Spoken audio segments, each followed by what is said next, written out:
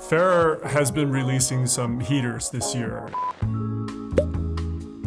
Ugh. Brother, ugh. What's that, brother? And when I caught sight of these two new models, I knew I had to reach out to them.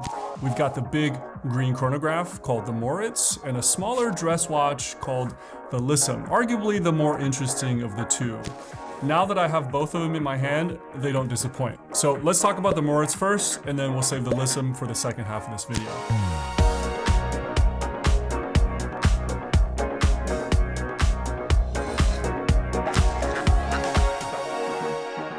Fairer is a British brand founded in 2015 by the very British Paul Sweeten. And if you ever get the chance to meet him, he is a riot. Big dude, great passion, and a sense of humor. Paul's energy is felt throughout this brand, from its design to the fit and finish to their great use of colors. In this kind of small brand space, I think nobody does marketing better than Fairer. And by portraying the Moritz chronograph next to a drop-top British Racing Green 911, they pulled the oldest branding trick in the playbook, and it totally worked on me.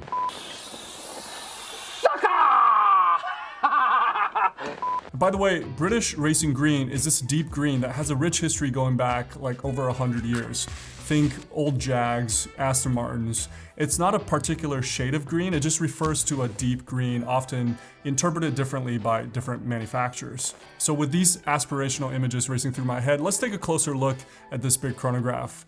The face of the Moritz is green on green on green.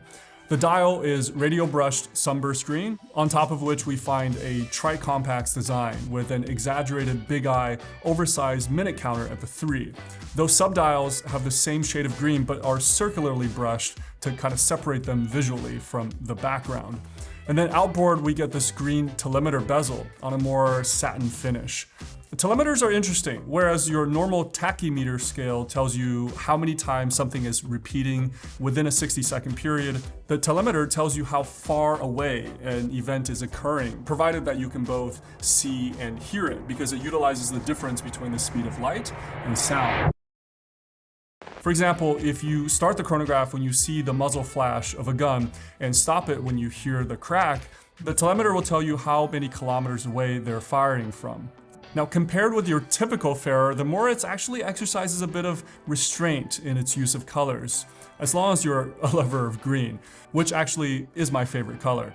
It keeps the hour and minute hands polished with a bevel down the center and some lume providing great legibility. But if you look closer, there are some other pops of color. For example, the chrono hand is this pastel green, a color I would have never thought to use here, but looks amazing. It makes me wish I'd gone to color theory school. The hour markers are done in a khaki color, which brings a nice balance with the warmth to all this green. And it adds a bit of kind of faux aging to this style. These markers are done in Lumicast, which are basically solid blocks of lume, rather than liquid applied on top of the dial. This allows a super precise cutting of the edges of those markers, and without a surround to block their size, they're allowed to shine from every angle. Now, we said the Moritz was big, but there's nice big and like clumsy big. Luckily, this watch falls in the former category. Though it measures 41 millimeters wide, due to a cushion-shaped case, the lug-to-lug measurement is only 44, and it's made of titanium, so it's not too much of a brick. The thickness is 13.5, which is a totally manageable size, including a slightly curved sapphire crystal. So it's like a big watch with a big personality, but it doesn't punish you. A gentle giant, if you will. The watch runs a Sellita SW510 in its Elabore form. Fucking lines, embarrass yourself like that in front of all those goddamn people. You're sitting there like a fucking baboon. I don't know how to pronounce that. Somebody help me in the comments. Which is a step above their standard grade, but a level below chronometer grade, striking a nice balance between precision and cost. And it's a hand-wound movement as well. And I agree with the choice here because adding a rotor would have added another almost 2 mil to this case, which would have thrown off the proportions. Other great details are like the piston-shaped pushers and the bronze cap on the crown. All these little things make this feel like one of those old 70s chronographs. And for about $2,000, I think it's fairly priced for something that's Swiss made. But what's the competition at this price tier? Well, there's two chronographs that really stand out in my mind. You got the Zen 356. I like the older model with the domed acrylic. And that's the way I'd go if I hated colors and wanted something that was more monochromatic, more of a Speedmaster kind of look. I would also cross-shop the Hamilton Intramatic Chrono, the H model, the hand-wound, which offers a more traditional bicompax Panda design, superbly finished. It's more traditional looking, more Paul Newman. Now, if there's one caveat to these Ferrers, it's the strap. And don't get me wrong, I love a nice suede. The color matching looks amazing, and the texture is a nice contrast between the steel and the fuzz. But these watches haven't been passed around through too many hands, and the straps are already starting to break down a little bit, especially in the pin buckle area. So before we talk about the Lissum, which is like a Calatrava had a baby with a military field watch, let me tell you about the sponsor of today's video, which is Strap Habit. They launched a new style of strap called the Hook and Loop, which is news to me, and after playing around with it, I think you should know about it. The canvas strap uses Velcro instead of a pin buckle for fastening, and they actually ship you 3 different lengths. I had to go with the shortest one for my 6.5-inch wrist, and the hardware is solid milled steel, so super robust. There's a nice bump in the center of the canvas strap for extra dimension, and the quick release makes it easy to fit onto your watch. Even though this material is a little bit stiff out of the bag, after massaging it a little bit in my hand, I can tell it'll wear in nicely. The Velcro portion is made of this faux leather material, and there's actually a third little elastic bungee section. Altogether, it allows you to find that fit that's comfortable. I can't think of a strap that's easier to put on than this Velcro. I was worried it would make me feel like a grandpa who couldn't tie his shoelaces anymore, but actually trying it on, it looks really good, like this gray color on my Speedy. Really accentuates the watch. Strap Habit is a longtime sponsor of this channel. Nick has always brought us killer straps at killer prices, and to sweeten the deal even more, he's offered Anachronist viewers 15% off for the next 30 days. So after the video, head down to the description for a discount code if you're interested in trying this cool new strap. Okay, now let's get into the Ferrer Lissum dress watch. I feel like it's hard to do a dress watch from scratch because they're so simple by nature. You can't hide behind a bunch of fancy elements and designs. Ferrer's interpretation of the dress watch is extremely interesting. This is a watch with 2 different personalities. First of all, the Lissum comes in a variety of colorways. The best looking to me are the Forest, which is a green with a beige subdial, and the Arbor, which is this raspberry dial with a maroon subdial, which I thought looked great and would pair well with that big green monster we just talked about.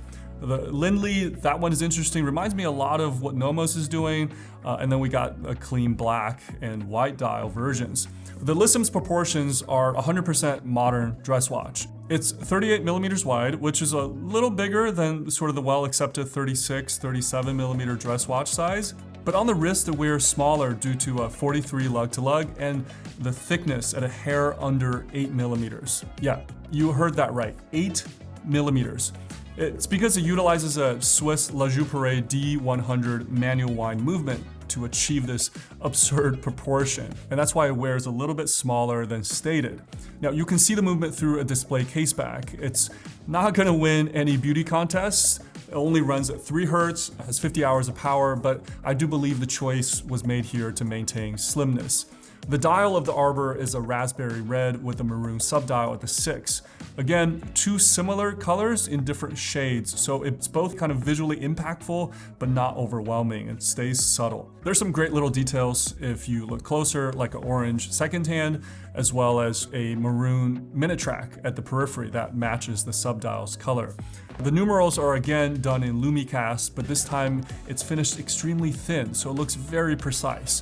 They are arranged in a radial pattern, meaning rather than standing upright, they all orient towards the center of the dial. This is a subtle aesthetic trick, but evokes a more traditional look to me. Think like vintage Seamasters or the Hermes H08. But the other personality of this watch is sportiness. With a slightly bigger case than your standard dress watch size of 36, it takes up more real estate on the wrist. The case is well finished with a high polished bezel and brush size with a sort of an etched border to add some visual interest. The dial with the radial numerals are loomed, as well as the hands, which are oversized with loom down their centers. And so that adds some more sportiness, especially in the dark.